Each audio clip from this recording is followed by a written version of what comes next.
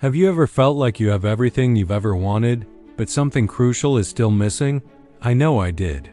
For years, I poured my soul into my work as an architect. I designed skyscrapers that touched the clouds and homes that were sanctuaries for families. My name was in magazines. I won awards, and on paper, I was the very definition of success. I had the respect of my peers, a beautiful apartment with a stunning city view, and a life that many would envy. But every evening, after the applause faded and the handshakes ended, I'd come home to a silence that was deafening. The sleek, minimalist lines of my own apartment, which I had designed myself, suddenly felt cold and empty. I'd stand by the window, looking out at the city I helped build, and a profound sense of hollowness would wash over me. It was a strange paradox. I was a master of creating spaces for others, yet I couldn't build a sense of peace within myself. My life was a perfectly constructed blueprint, but the foundation was cracked.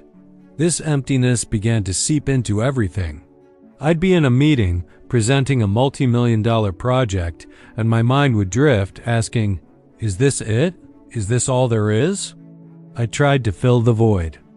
I traveled to exotic places, bought expensive things, and dove even deeper into my work, thinking that the next big project would finally be the one to satisfy me. But it was like trying to fill a bucket with a hole in it. The more I poured in, the emptier it felt. The temporary highs would fade, leaving me with an even deeper sense of disillusionment. I was surrounded by people, but I felt incredibly alone. My friends and family saw the successful architect, but they didn't see the man who was quietly falling apart inside. I was great at putting on a mask, smiling for the cameras, and pretending everything was fine. But behind closed doors, the weight of this existential dread was becoming unbearable. I was lost in a city of my own making, a stranger in my own life. One afternoon, feeling particularly lost, I found myself walking aimlessly through the city. I wasn't heading anywhere specific, just trying to escape the confines of my own thoughts. My feet led me down a side street I rarely took, and I saw an old church, a beautiful piece of Gothic architecture nestled between modern glass towers. It was a building I'd probably passed 100 times before, but never truly seen. As an architect, I was drawn to its intricate stonework, its soaring arches, and the way the stained glass windows captured the afternoon light. There was a structure built not just for function, but for something more, something transcendent. On an impulse I still can't fully explain, I pushed open the heavy wooden door and stepped inside. The chaos of the city melted away, replaced by a profound and gentle silence. The air was cool and smelled of old wood and incense. Light streamed through the colored glass, painting jewel-toned patterns on the stone floor. It was a space designed for quiet contemplation, a stark contrast to the world of deadlines and bottom lines I lived in. I sat down in one of the empty pews, not as an architect analyzing its design, but just as a person seeking refuge. I wasn't religious. I hadn't been to church since I was a child. I believed in blueprints and physics, in the tangible things I could build and touch.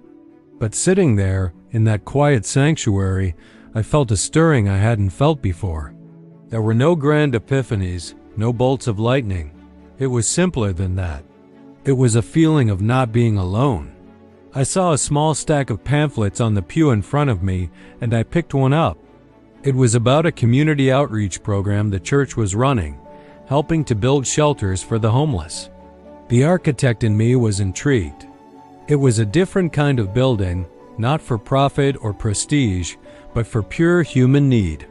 The next Saturday, I showed up not as a famous architect, but just as a volunteer with a tool belt. I spent the day working alongside people from all walks of life, students, retirees, shopkeepers, all of us hammering and sawing together. That day was a turning point. For the first time in years, the work felt real. It felt meaningful. We weren't just putting up walls. We were building hope. I saw the gratitude in the eyes of the people we were helping, and it moved me in a way no award ceremony ever had. I kept coming back, weekend after weekend. I started talking with the pastor and other members of the congregation.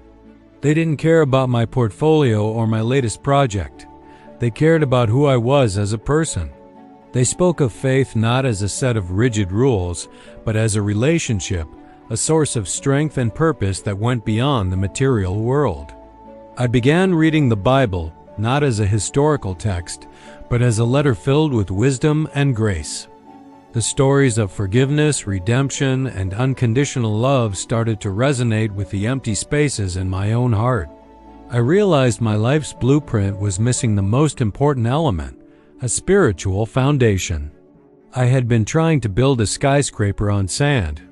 Slowly but surely, I began to build my life on a new foundation, a foundation of faith.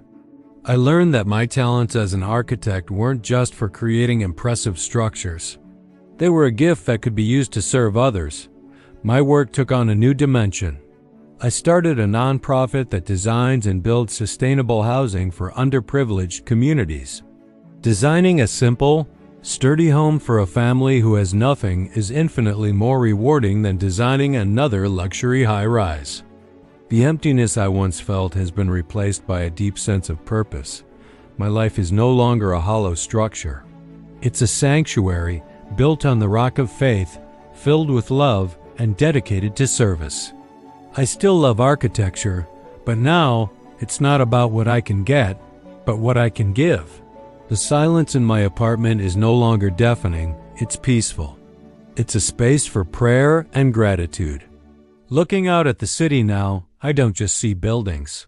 I see people, each with their own story, each deserving of a safe and loving place to call home.